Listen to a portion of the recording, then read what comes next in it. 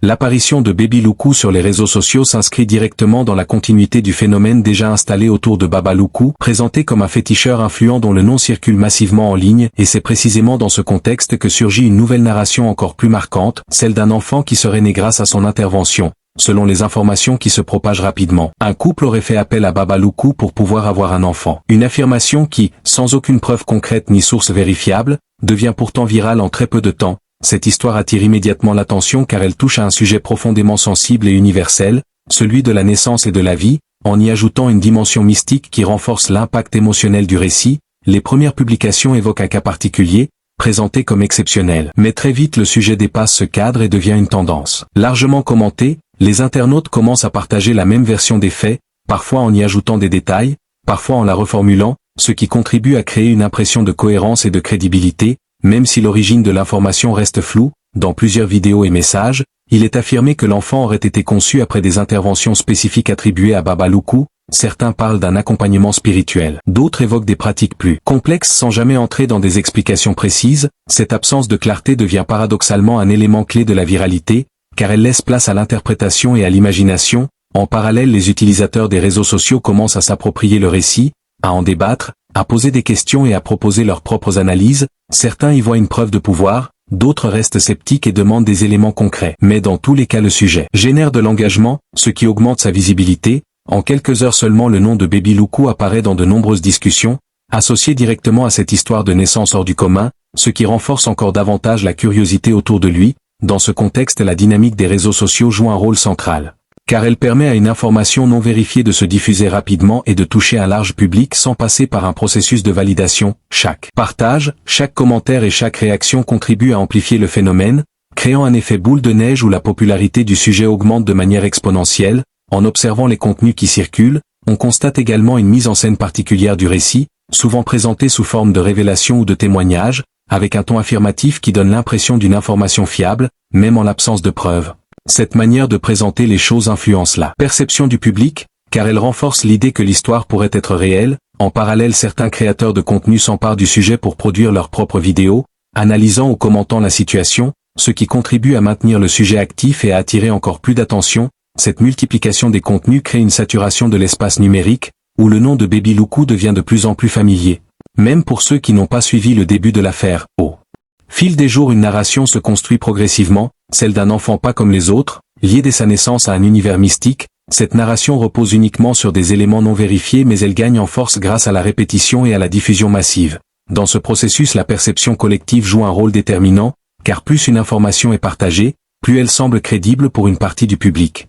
Même si elle ne repose sur aucun fait établi, cette situation illustre parfaitement la manière dont une histoire peut émerger et se développer dans l'environnement numérique actuel, en s'appuyant sur des éléments émotionnels, du mystère et une forte interaction du public, sans qu'il soit nécessaire de disposer de preuves tangibles. Le cas de Baby Loukou montre également comment un récit peut évoluer en très peu de temps, passant d'une simple rumeur à un sujet de discussion majeur, influençant les perceptions et les débats en ligne. En quelques jours seulement, cet enfant devient le centre d'une attention médiatique importante, non pas en raison de faits vérifiés mais en raison d'une narration construite collectivement, ce qui confirme que dans l'écosystème actuel des réseaux sociaux, la viralité peut suffire à créer une réalité perçue, où l'intérêt du public prime sur la vérification de l'information, et où une histoire, même non confirmée, peut s'imposer comme un phénomène majeur. Très rapidement après la viralité de l'histoire autour de sa naissance supposée, le nom de Baby Loukou prend une nouvelle dimension sur les réseaux sociaux.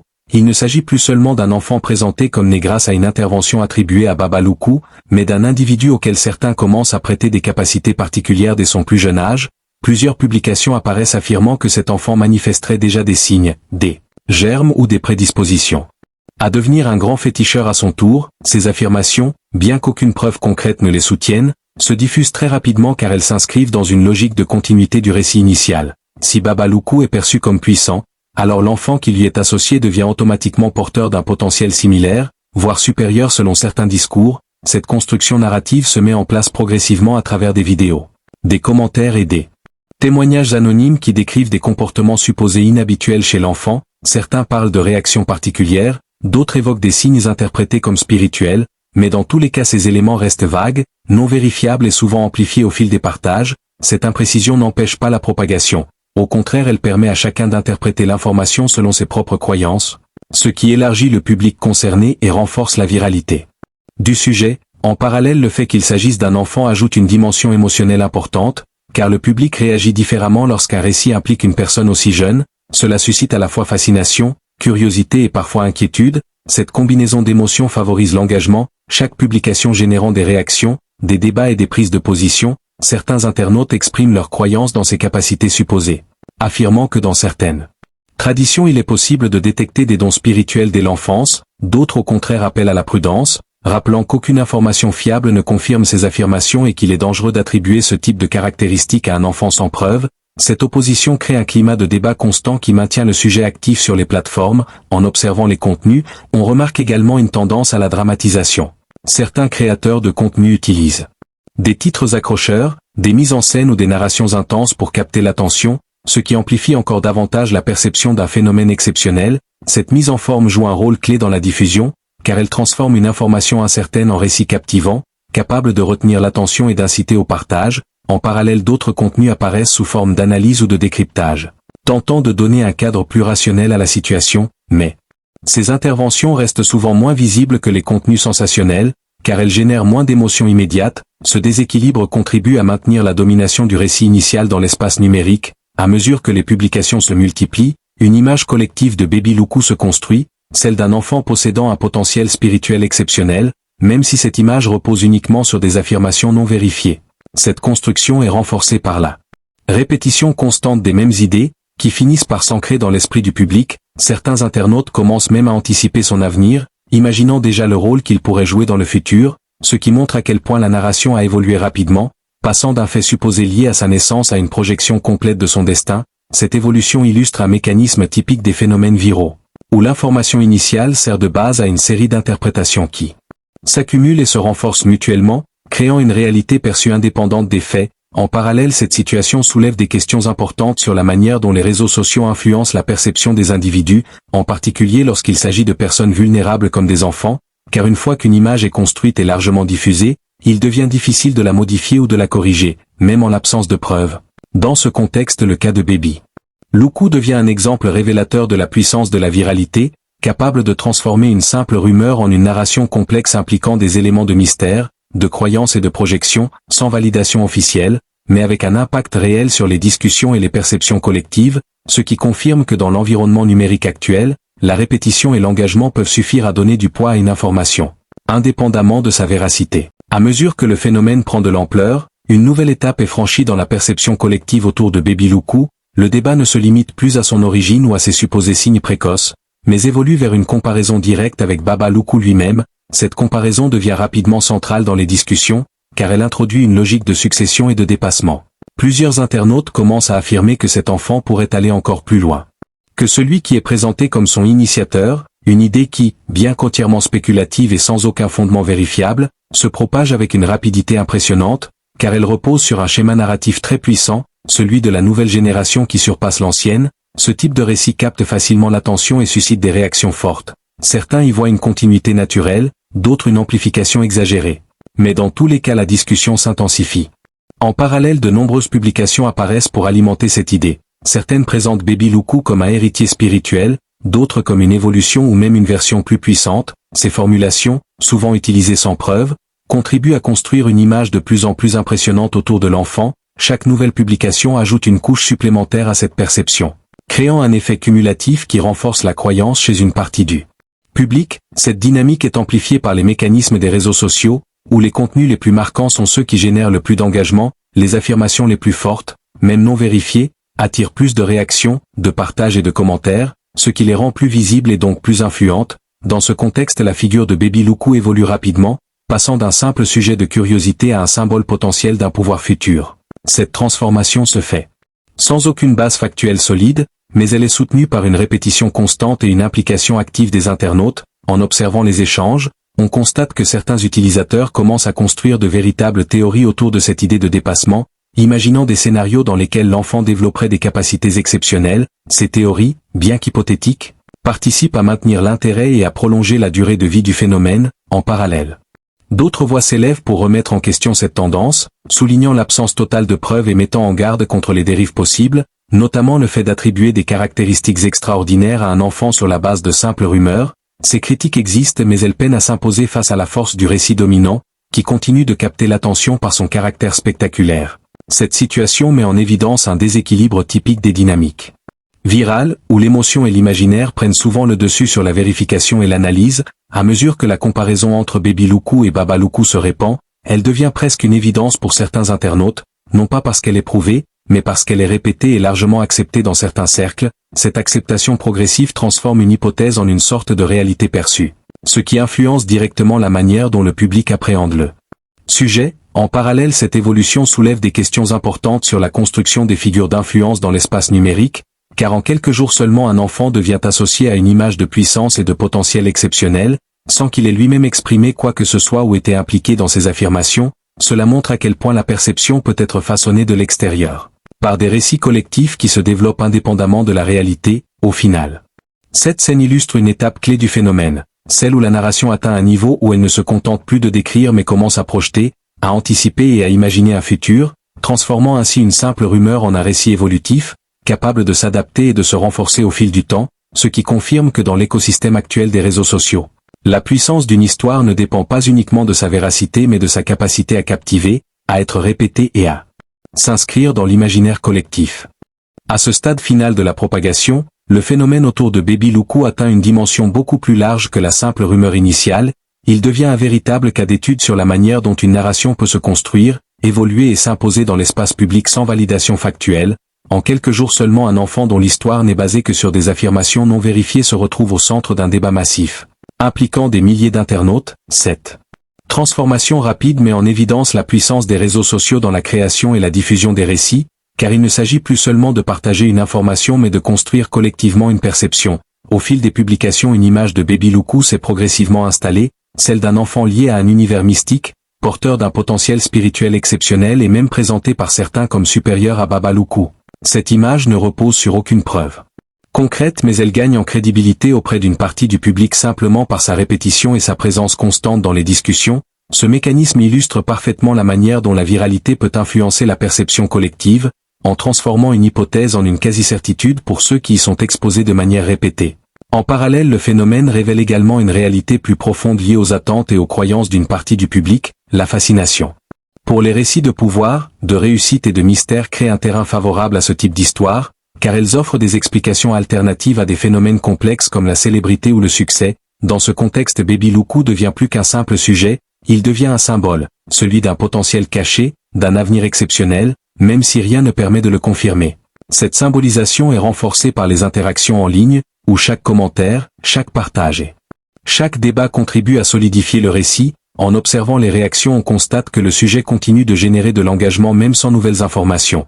Preuve que la narration s'auto-alimente, elle n'a plus besoin de faits supplémentaires pour exister, car elle est désormais ancrée dans l'imaginaire collectif. Certains internautes commencent même à élargir le débat, en l'utilisant comme point de départ pour discuter de sujets plus larges comme la place des croyances dans la société moderne, l'influence des réseaux sociaux sur les mentalités ou encore la manière dont les figures publiques sont construites. Cette évolution montre que le phénomène dépasse son cadre initial pour devenir un sujet de réflexion plus global. En parallèle, il met en lumière les limites du système d'information actuel, où la rapidité de diffusion prime souvent sur la vérification, et où une information peut atteindre une audience massive avant même d'être confirmée ou infirmée. Dans ce contexte, le cas de Baby Loukou devient révélateur d'un déséquilibre entre perception et réalité, car ce qui est perçu comme vrai par une partie du public ne repose pas nécessairement sur des faits établis. Cette situation soulève des questions importantes sur la responsabilité des utilisateurs, des créateurs de contenu et des plateformes dans la diffusion de ce type de récit, mais malgré ces interrogations, la dynamique virale continue, car elle est alimentée par l'intérêt constant du public. Au final, cette scène montre que le phénomène Baby Loukou n'est pas seulement une histoire isolée mais un exemple concret de la manière dont les récits modernes se construisent, se diffusent et s'imposent dans un environnement numérique où l'attention est la ressource principale, et où la frontière entre information, croyance et spéculation devient de plus en plus floue, confirmant ainsi que dans le monde actuel, la puissance d'une histoire ne dépend plus uniquement de sa véracité mais de sa capacité à captiver, à être partagée et à s'inscrire durablement dans les discussions collectives. À partir de ce moment précis, le phénomène autour de Baby Loukou cesse d'être uniquement un sujet de discussion pour devenir un élément qui influence directement les comportements et les perceptions d'une partie des internautes, ce qui marque une évolution importante dans sa trajectoire. On observe une augmentation notable des contenus liés à la recherche de succès rapide, de célébrité et de reconnaissance sociale, avec une corrélation implicite faite par certains entre ces objectifs et l'idée de recours à des forces invisibles ou mystiques. Même si dans le cas de Baby Loukou aucune preuve ne vient confirmer les affirmations initiales, le simple fait que son histoire soit massivement relayée suffit à créer un effet d'entraînement. Plusieurs internautes commencent à poser des questions, à chercher des informations, à vouloir comprendre comment un tel récit a pu émerger et surtout s'il pourrait exister des moyens similaires d'accéder à la réussite. Cette curiosité alimente une nouvelle vague de contenu, où des individus se présentent comme des connaisseurs du sujet ou proposent des explications souvent approximatives, contribuant ainsi à maintenir la dynamique. En parallèle, certains créateurs de contenu exploitent cette tendance en produisant des vidéos, des directs ou des publications qui reprennent les éléments clés de l'histoire en les amplifiant, en y ajoutant des détails non vérifiés ou en les présentant comme des révélations, ce qui renforce l'impact émotionnel et l'engagement du public. Cette stratégie repose sur un principe simple mais efficace: capter l'attention en s'appuyant sur un sujet déjà viral, ce qui permet de générer des vues, des commentaires et des partages, mais elle a également pour effet de brouiller davantage la frontière entre information et spéculation, car le contenu devient de plus en plus orienté vers le sensationnel plutôt que vers la vérification. Dans ce contexte, le nom de Baby Loukou devient un mot-clé utilisé pour attirer l'attention, apparaissant dans des titres, des hashtags et des descriptions, ce qui augmente encore sa visibilité et contribue à son ancrage dans l'espace numérique. En observant les réactions, on constate également une évolution dans la perception du public. Certains commencent à intégrer l'idée que des facteurs invisibles pourraient jouer un rôle dans la réussite, non pas comme une certitude mais comme une possibilité, ce qui influence leur manière de voir le monde et d'interpréter certains parcours. Cette évolution est particulièrement marquée chez les jeunes utilisateurs, qui sont exposés de manière répétée à ce type de contenu et peuvent être influencés par sa dimension émotionnelle et spectaculaire. En parallèle, des discussions émergent sur les conséquences potentielles de cette viralité. Certains internautes expriment des inquiétudes concernant la propagation de récits non vérifiés et l'impact que cela peut avoir sur les croyances et les comportements. Ils soulignent notamment le risque de désinformation et la tendance à attribuer des explications simplistes à des phénomènes complexes. Mais ces voix restent souvent moins visibles que celles qui alimentent le récit, car elles génèrent moins d'engagement immédiat. Ce déséquilibre contribue à maintenir la domination du phénomène dans les tendances. À mesure que les contenus se multiplient, une forme de normalisation s'installe. Le sujet n'est plus perçu comme une simple rumeur mais comme un élément parmi d'autres dans le paysage des discussions en ligne. Cette normalisation est renforcée par la répétition constante des mêmes idées, qui finissent par s'ancrer dans l'esprit du public, même en l'absence de preuves. En parallèle, certains internautes vont plus loin en adaptant le récit à leur propre réalité, en l'utilisant comme référence pour expliquer ou interpréter des situations personnelles. Ce qui montre à quel point le phénomène a dépassé son cadre initial pour devenir un outil de lecture du monde pour une partie du public. Cette appropriation individuelle renforce encore la diffusion, car elle multiplie les points de vue et les interprétations, créant ainsi un réseau complexe de récits interconnectés. Dans ce contexte, le phénomène Baby Loukou devient un exemple révélateur de la manière dont les réseaux sociaux peuvent influencer les comportements, non pas en imposant directement une idée, mais en créant un environnement où certaines perceptions deviennent plus accessibles, plus visibles et donc plus crédibles pour une partie des utilisateurs. Au final, cette scène montre que la viralité ne se limite pas à la diffusion d'une information, elle peut également transformer les représentations, influencer les réflexions et modifier les comportements, même lorsque le point de départ repose sur des éléments non vérifiés, ce qui confirme que dans l'écosystème numérique actuel, l'impact d'un phénomène dépend autant de sa capacité à capter l'attention que de sa capacité à s'inscrire dans les préoccupations et les aspirations du public, faisant de Baby Loukou non seulement un sujet de discussion, mais un véritable levier d'influence sur les dynamiques sociales en ligne.